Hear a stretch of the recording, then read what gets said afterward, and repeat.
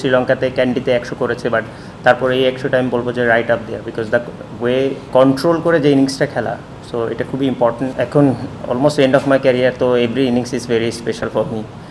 না, শান্ত তো মার্শাল্লাহ অনেক দিন ধরে ভালো খেলছে এবং টেস্টেও ওর রেকর্ড ভালো, এজ এ ক্যাপ্টেন হিসেবে ওর রেকর্ড ভালো এবং অ্যাজ এ ব্যাটসম্যান হিসেবেও ভালো। তো আমার মনে হয় এটা ইটস নাথিং স্পেশাল, বাট আমার কাছে সবচেয়ে ভালো লেগেছে যেটা আমি এর আগে বললাম যে ওর এত কন্ট্রোল ইনিংস, মানে সোফার আমার কাছে মনে হয় এর আগে ও শ্রীলঙ্কাতে ক্যান্ডিতে 100 করেছে, বাট তারপরে এই 100টা আমি বলবো যে right up there, because the way মানে কন্ট্রোল করে যে ইনিংসটা খেলা, সো এটা খুবই ইম্পর্টেন্ট, কোনো চান্সেস খেলা। তো আমার কাছে মনে হয় এটা খুবই ইম্পর্টেন্ট আমাদের নেক্সট যারা খেলবে ইনশাল্লাহ টেস্ট, বা নেক্সটে যারা ব্যাটসম্যান আছে তাদের জন্য।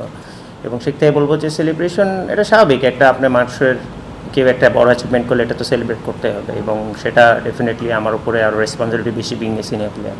না, অবভিয়াসলি যেটা আমি বললাম যে এরা ফিল্ড প্লেসমেন্টটা ওইভাবেই করে, কন্ডিশন বেসিস করে। আপনি যদি অন্য অপোনেন্টের ইনিংসটা দেখবেন যে 2-3টা 4 মারার পর ওই ফিল্ডারটা হয়তো পিছিয়ে নেয়, এরা দেখবেন হয়তো একটা করার পরে ওটা পিছিয়ে নেয়, তো ইন অ্যান্ড আউট ফিল্ডিং নেয় এবং পেশেন্সটা অনেকক্ষণ খেলতে হয়।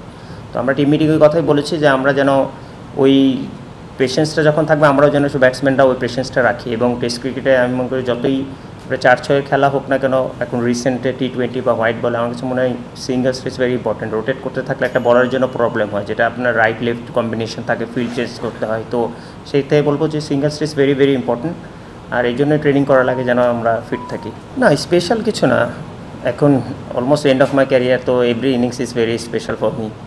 তো আমি চেষ্টা করি ম্যাক্সিমাইজ করার, নিজেকে 100% ট্রাই করে প্রিপারেশন নেওয়ার, এবং আমার সামনে যে অপরচুনিটি আসে ওটা গ্র্যাব করার চেষ্টা করি। তো অনেক সময় হয়, অনেক সময় হয় না, বাট যেটা আমি বললাম যে স্পেশাল বলতে স্বাভাবিক, একটা বিং এ প্লেয়ার, এখানে আপনি যখন বাংলাদেশের হয়ে প্রথম ডাবল সেঞ্চুরি করবেন এটা অলওয়েজ স্পেশাল, কারণ আমাদের একটা জেনারেশনকে তো অবশ্যই স্টেপ বাই স্টেপ উপরে নিয়ে যেতে হবে, এবং তারা ওটার পরে নিশ্চয়ই আমি মনে করি বিলিভ করতে পেরেছে যে হ্যাঁ এরপরও টেস্টে 200 করা যায়। তো ডেফিনেটলি এখন 250 অনেকে কেউ করবে বা 300 করবে, সো দ্যাট আমরা যেন এইভাবে স্টেপ বাই স্টেপ উপরে উঠতে পারি। তো বিং এ সিনিয়র প্লেয়ার এটা সামনে থেকে নেতৃত্ব দেওয়াটা খুব ইম্পর্টেন্ট। না, দেখেন, আপনি যদি খেয়াল করে দেখেন 200 তো আসলে এটা আটকানো অনেক, এরকম করে কোনো ম্যাচে আমি মনে করি কোনো ব্যাটসম্যানই চিন্তা করে না যে এই ম্যাচে আমি 100 করবো বা 200। প্রথমেই থাকে যে মেক্সিও যখনই অপরচুনিটি থাকবে উইকেটে গিয়ে যেন বড় পার্টনারশিপ করতে পারে টিমের জন্য, সেটা প্রথমে 20 রান, তারপর 50, তারপর 100, 150, 200 এইভাবে। তো সেই থেকে বলবো যে হ্যাঁ অপরচুনিটি যেহেতু আছে, বাট টুমরো হচ্ছে ফ্রেশ ডে, তো আমাদের আবার নতুন করে শুরু করতে হবে, যেহেতু ওদের নতুন বল আছে, 10টা ওভার হয়েছে মাত্র, তো আমাদের নতুনভাবে করতে হবে। ইনশাল্লাহ চেষ্টা থাকবে যত বেশি করা যায়। আর আমি বললাম যে যত দিন যেতে থাকে এই উইকেটটা ডিটোরিয়েট হয়ে থাকে, তো আমরা চেষ্টা করবো ফার্স্ট ইনিংসেই যদি আমরা বড় একটা লিড নিতে পারি, ভালো একটা স্কোর পোস্ট করতে পারি, যেটা কিনা ওরা ফার্স্ট ইনিংসের চাইতে 100 রান বা 80 রানে আমরা এগিয়ে থাকতে পারবো, এটা আমাদের জন্য অনেক বড় প্লাস পয়েন্ট হবে। বাট কালকে ফার্স্ট আওয়ারটা খুব ইম্পর্টেন্ট, আমরা যদি ওটা ক্যাপিটালাইজ করতে পারি, ভালো মতো এক্সিকিউশন করতে পারি, ইনশাল্লাহ আই হোপ উইকেটটা আরও বেটার হবে এবং আরও ব্যাটিংয়ের জন্য সুইটেবল হবে। আর শুরুর তো আসলে কোনো শেষ নাই, যেটা আমি বললাম যে সবসময় চেষ্টা করি সবসময় যেন সামনে যে অপরচুনিটি আছে সেটা 2 হাতে গ্র্যাব করা।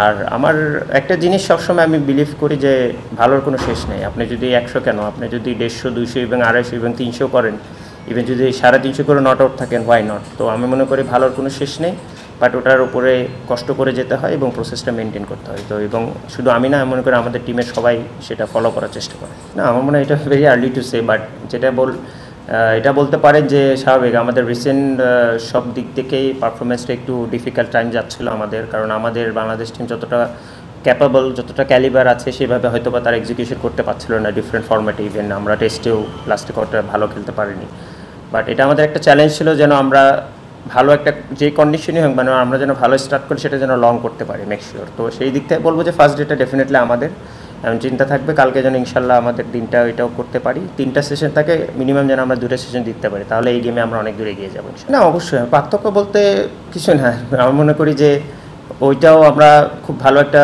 যদিও ওটা সেকেন্ড ইনিংস ছিল, তারা অলমোস্ট 5.5 কি 600 রানের একটা স্কোর পোস্ট করেছিল, তো তারপরে গিয়ে ব্যাটিং করা ওটা একটু ডিফিকাল্ট কন্ডিশন ছিল টু বি অনেস্ট।